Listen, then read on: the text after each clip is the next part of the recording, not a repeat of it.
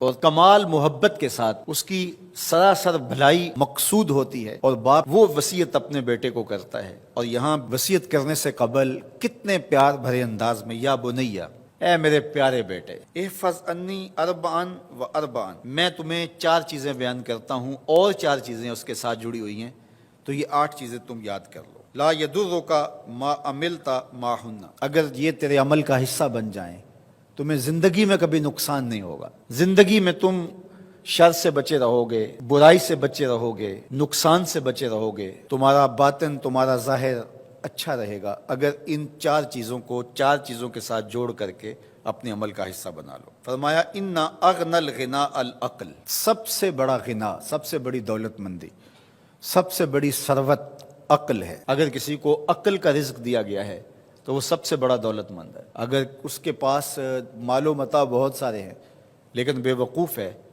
تو وہ دولت مندی نہیں ہے۔ وَأَكْبَرُ الْفَقْرِ الْحُمْقُ، اور سب سے بڑا فقر اور سب سے بڑی محتاجی جہالت ہے۔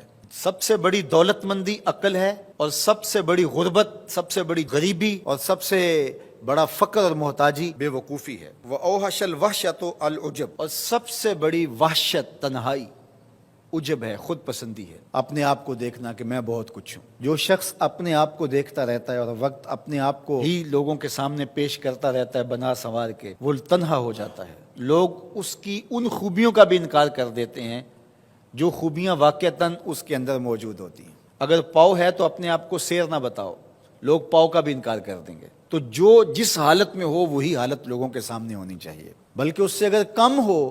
شیخ سعدی نے ایک بڑی خوبصورت بات لکھی کہ تم برے ہو لوگ تجھے نیک سمجھیں یہ بری بات ہے، لیکن تم نیک ہو اور لوگ تجھے برا سمجھیں تو کوئی فرق نہیں پڑتا، تم اللہ کی نظر میں نیک ہو۔ اس لیے تم اگر سیر ہو اور لوگ تمہیں پاؤ سمجھے تو کوئی فرق نہیں پڑتا، لیکن اگر تم اپنے آپ کو پیش کر رہے ہو تو لوگ تمہاری اس حیثیت کا بھی انکار کر دیں گے جو تمہیں حاصل ہے۔ وَأَكْرَمُ الْحَسَبِ حُسْنُ الْخُلُقِ، سب سے اچھا جو حسب و نسب ہے وہ کیا ہے؟ میں فلاں ہوتا ہوں، میں فلاں ہوتا ہوں، میں فلاں کا بیٹا ہوں، فلاں قبیلے سے میرا تعلق ہے، میرا باپ بڑا امیر کبیر تھا، اپنا حسب نامہ اس طرح لوگ پیش کرتے ہیں، مجھے جانتے ہو کہ میں فلاں ابن فلاں ہوں۔ سیدنا علی المرتضیٰ فرماتے ہیں بہترین جو حسب ہے جو آپ پیش کرتے ہیں وہ کیا ہے؟ حسن الخلق، تمہارے اخلاق کیسے ہیں، تمہارا خلق گواہی دے گا کہ تم اچھے خاندان کے چشم و چراغ۔ مشکانست کے خود ببوئت نہ کہ عطار بگوئت، فارسی کا ایک مقولہ ہے کہ خوشبو وہ ہوتی ہے جو خود بتائے کہ میں خوشبو ہوں۔ خوشبو بیچنے والا بتاتا پھر ذرا سونگ کے دیکھیے یہ بڑی اچھی خوشبو ہے، ذرا سونگیے، کہا یہ بتانے کی ضرورت نہیں۔ حضرت علی المرتضیٰ فرماتے ہیں تمہارے خلق کی خوشبو سے لوگ سمجھ جائیں گے یہ کون ہے، تمہارے اخلاق اتنے اچھے ہوں کہ لوگ پہچان جائیں تم کون ہے۔ تو بہترین حسب و نسب کیا ہے؟ اپنے بیٹے حضرت امام حسن رضی اللہ تعالیٰ عنہ کو بتا رہے ہیں، مجھے بتائیے امام حسن سے بہتر نسب اور حسب کس کا ہو سکتا ہے؟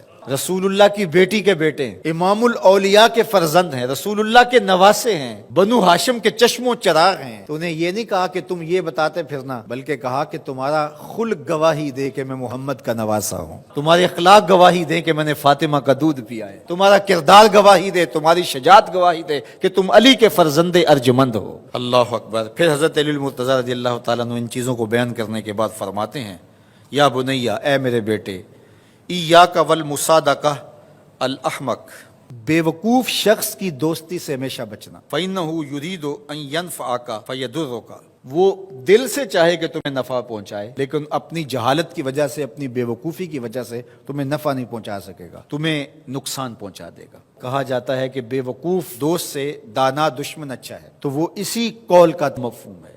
آپ نے اپنے بیٹے حسن کو یہ نصیحت کی، یہ نصیحت پلے باندھنے، اور کبھی بھی جاہل اور بے وقوف سے دوستی نہ رکھیں، اس سے رویہ اچھا رکھیں، سلوک اچھا کریں، اس کے لیے خیر کا ذریعہ بنیں آپ۔ یہ مطلب نہیں کہ بے وقوف کو آپ سلام بھی نہ کریں، لیکن دوستی، اعتماد آپ اس پہ نہیں کر سکتے۔ وَإِيَّاكَ وَمُصَادِقَةَ الْبَخِيلِ، اور بخیل سے کبھی بھی دوستی نہ لگانا۔ فَإِنَّهُ يَبْعُدُ عَنْكَ أَحْوَجَ مَا تَكُونُ إِلَيْهِ، اس لیے کہ جب تجھے انتہائی ضرورت کا وقت آئے گا تو وہ تجھ سے دور ہٹ جائے گا، اور تو اس پہ توقع لگائے ہوئے ہوگا کہ میرا دوست ہے اور اوکھے ویلے میرے کام آئے گا، لیکن اوکھے ویلے وہ کام نہیں آئے گا۔ تو بخیل سے دوستی کا رب نہیں رکھنا۔